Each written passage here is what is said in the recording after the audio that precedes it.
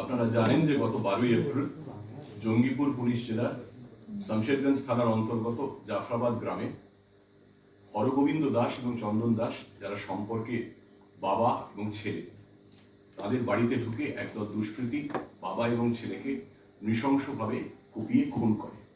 এই ঘটনা আপনারা জানেন। ঘটনা ঘটেছিল 12ই এপ্রিল এই বছরের।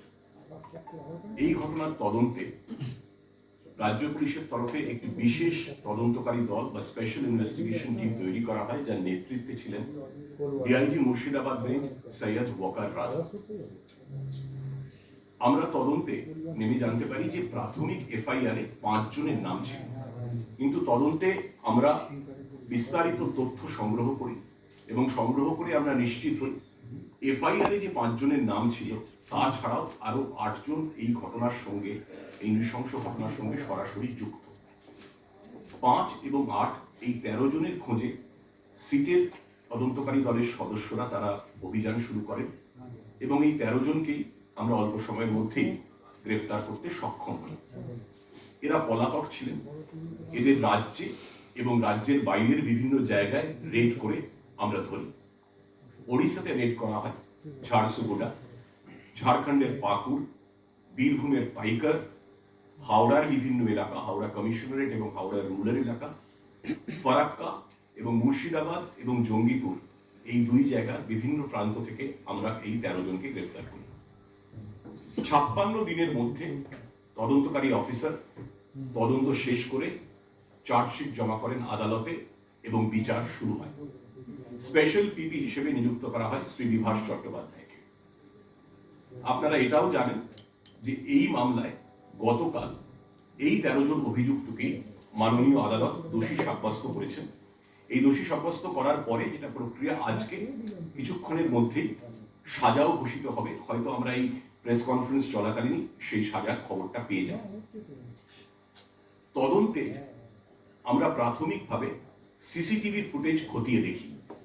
সিসিটিভি ফুটেজে আমরা অভিযুক্তদের, যাদের আমরা গ্রেফতার করেছি, তাদের চলাফেরা, তার নির্দিষ্ট আমরা ফুটেজ পাই এবং তারপরে আমরা যখন চার্জশিট জমা দিই, আমরা অভিযুক্তদের প্রত্যেকের, যাদের আমরা গ্রেফতার করি, তাদের প্রত্যেকের মোবাইলের টাওয়ার লোকেশন সংগ্রহ করে তারপর সেটা গুগল ম্যাপের সাহায্যে প্লটিং করে আদালতে পেশ করি, যাতে ঘটনার দিন, ঘটনাস্থলে সংশ্লিষ্ট সময় অভিযুক্ত ব্যক্তিদের উপস্থিতি, তাদের প্রবেশ এবং প্রস্থান সংশয়াতীতভাবে প্রমাণিত হয়। এছাড়াও তদন্তে আমরা সাহায্য নিই গেট প্যাটার্ন অ্যানালিসিস। আমরা সবাই জানি যে আমাদের প্রত্যেকের চলার, হাঁটার একটা নির্দিষ্ট গতি আছে, একটা নির্দিষ্ট ছন্দ আছে, একটা নির্দিষ্ট ভঙ্গি আছে, যাকে আমরা পরিভাষায় বলি গেট প্যাটার্ন। আমরা এই গেট প্যাটার্ন অ্যানালিসিসের সাহায্য নিই ফরেনসিক বিশেষজ্ঞদের মাধ্যমে। আমরা সিসিটিভি ফুটেজে অভিযুক্তদের ঘটনাস্থলের আশেপাশে চলাফেরা, হাঁটা চলা, ঘরের মধ্যে ঢোকা, বেরোনো, এগুলোর ফুটেজ পেয়েছিলাম।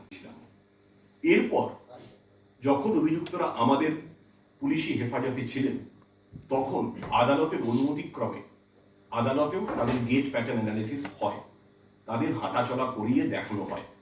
ফরেনসিক বিশেষজ্ঞরা সেই পরীক্ষা করেন এবং তারা একটা সিদ্ধান্তে পৌঁছন যে সিসিটিভি ফুটেজে যাদের হাঁটা চলার ফুটেজ দেখা গিয়েছিল, তাদের গেট প্যাটার্নের সঙ্গে আদালতে পেশ করা অভিযুক্তদের গেট প্যাটার্ন অ্যানালিসিস, হাঁটা চলার ভঙ্গি হুবহু মিলে গেছে।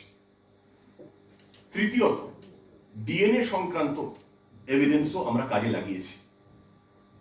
অভিযুক্ত যারা ছিলেন, গ্রেফতার করার পর তাদের কাছ থেকে বেশ কিছু অস্ত্র আমরা উদ্ধার করি, তাতে রক্তের দাগ ছিল। সেই রক্তের ডিএনএ স্যাম্পল আমরা পরীক্ষা করি এবং 2 যে মৃত হরগোবিন্দ দাস এবং চন্দন দাস, তাদের যে শরীর থেকে যে আমরা পিএম ব্লাড কালেক্ট করি, সেই ডিএনএ স্যাম্পল, সেই রক্তের ডিএনএ স্যাম্পলের সঙ্গে ওই অস্ত্রে লেগে থাকা রক্তের ডিএনএ স্যাম্পল মিলে গেছে, যাতে আদালতে এটা নিঃসংশয়ে প্রমাণিত হয়েছে যে এই অস্ত্রই ব্যবহৃত হয়েছিল হরগোবিন্দ এবং চন্দন দাসের খুনে। আর কিছুক্ষণের মধ্যেই আমরা জেনে যাব যে মহামান্য আদালত কি সাজা ঘোষণা করছে। আরেকটি অত্যন্ত গুরুত্বপূর্ণ এবং প্রাসঙ্গিক তথ্য আপনাদের জানাই।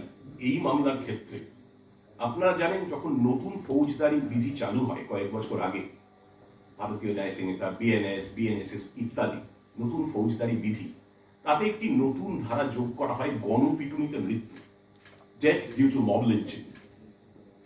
এই ধারা এই কেসে যোগ করা হয়েছে যেহেতু একাধিক ব্যক্তি এতে যুক্ত ছিলেন, এবং গণপিটুনিতে মৃত্যু 103(2) 103 টু বিএনএস, এই ধারায় ভারতবর্ষে এটা দ্বিতীয় কনভিকশন। বিএনএস এর ধারায় এটা দ্বিতীয় কনভিকশন। এই 1032 মব লিঞ্চিং থেকে মৃত্যু, গণপিটুনিতে মৃত্যু, এই ধারায় এর আগে মাত্র একটি কেসে শাস্তি হয়েছে, এটি দ্বিতীয় একটি নজির করা হলো। ঘটনা ঘটেছিল 12 এপ্রিল। 8 মাস 10 দিনের মাথায় দোষী সাব্যস্ত হয়েছেন অভিযুক্তরা, এবং এর জন্য আমরা বিভিন্ন এজেন্সির সাহায্য পেয়েছি। আমরা পশ্চিমবঙ্গ পুলিশের এসটিএফ এর সাহায্য নিয়েছি। তদন্তের শুরু থেকেই তারা সিটের সঙ্গে কাঁধে কাঁধ মিলিয়ে কাজ করেছেন, রেডস এবং তল্লাশিতে অংশ নিয়েছেন। কলকাতা পুলিশেরও প্ল্যান মেকিং সেকশন আছে ডিটেকটিভ ডিপার্টমেন্টে, গোয়েন্দা বিভাগে, তাদের সাহায্য আমরা নিয়েছি। সিআইডি সাইবার ফরেন্সিক্স এবং cyber forensics and digital evidence examiners laboratory, CDEEIL যেটা বলে, IGCID এখানে আছেন, তাদেরও সাহায্য নিয়েছি, এবং এই এভিডেন্স সমস্ত তথ্য প্রমাণ একত্রিত করে তারপর আমরা চার্জশিট পেশ করেছি। এবং সৈয়দ ওয়াকার রাজা, যিনি সিটের নেতৃত্বে ছিলেন, তিনি, সেই টিমের প্রত্যেকটি সদস্য, এসপি জঙ্গিপুর অমিত কুমার শ, তাঁর টিমের প্রত্যেকটি সদস্যকে এই সাফল্যের জন্য অভিনন্দন জানাচ্ছি। এবং একই সঙ্গে স্পেশাল পিপি শ্রী বিভাস চট্টোপাধ্যায়, যিনি অক্লান্ত পরিশ্রম করে এই শাস্তি সুনিশ্চিত করতে মাত্র 9 মাসের মধ্যে এই নারকীয় ঘটনার শাস্তি সুনিশ্চিত করতে সাহায্য করেছেন, তাকেও রাজ্য পুলিশের তরফে অভিনন্দন এবং ধন্যবাদ জানাই। আপনারা জানেন যে গত 12 এপ্রিল জঙ্গিপুর পুলিশ জেলার শমশেরগঞ্জ থানার অন্তর্গত জাফরাবাদ গ্রামে হরগোবিন্দ দাস এবং চন্দন দাস, যারা সম্পর্কে বাবা এবং ছেলে, তাদের বাড়িতে ঢুকে একদল দুষ্কৃতী বাবা এবং ছেলেকে নৃশংসভাবে কুপিয়ে খুন করে। এই ঘটনা আপনারা জানেন। ঘটনা ঘটেছিল 12 এপ্রিল এই বছরের। এই ঘটনার তদন্তে রাজ্য পুলিশের তরফে একটি বিশেষ তদন্তকারী দল বা স্পেশাল ইনভেস্টিগেশন টিম তৈরি করা হয়, যার নেতৃত্বে ছিলেন ডিআইজি মুর্শিদাবাদ রেঞ্জ সৈয়দ ওয়াকার রাজা। আমরা তদন্তে নেমে জানতে পারি যে প্রাথমিক FIR-এ 5 জনের নাম ছিল, কিন্তু তদন্তে আমরা বিস্তারিত তথ্য সংগ্রহ করি, এবং সংগ্রহ করে আমরা নিশ্চিত হই FIR-এ যে 5 জনের নাম ছিল তাছাড়াও আরো 8 জন এই ঘটনার সঙ্গে, এই নৃশংস ঘটনার সঙ্গে সরাসরি যুক্ত।